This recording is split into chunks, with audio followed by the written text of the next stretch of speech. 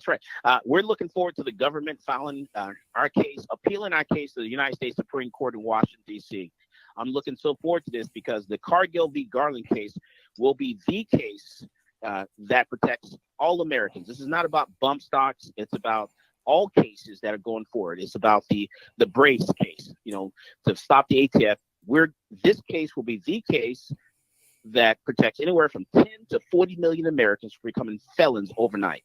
So the Cargill v. Garland case is the most important case of our lifetime. Yes, exactly. We actually talked about that how this is going to have a rippling effect. And I also talked about how you really, really want to beat the government. Yes, in everything. Yeah, so you want to beat the government, and you believe that the government is way overstepping their boundaries. So I think, and that's why this case is very important, because it's going to do just that. It's going to put the ATF, the Department of Justice, back in that little box they need to be in, and we need to start getting on the offensive with a lot of these things. So that's why we're filing, other lawsuits go right behind this one.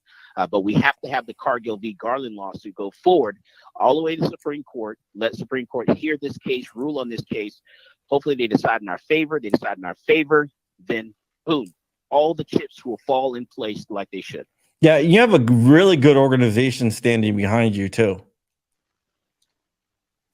So we have there's several organizations. We have NCLA, which is a great organization. Civil Liberties Alliance.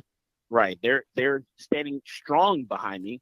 Definitely go to their website, ncla.org, and check them out. Also, Texas Public Policy Foundation here in Texas that's standing behind me as well. So I've merged together with I will get together with whoever I can get together with, because it's about our rights, our Second Amendment rights, and it's about us going after the government, putting the government back into that box they need to be put back into. Yeah, and they need to be put back into that box massively. Because owning a bump stock, they can't just change law like they did.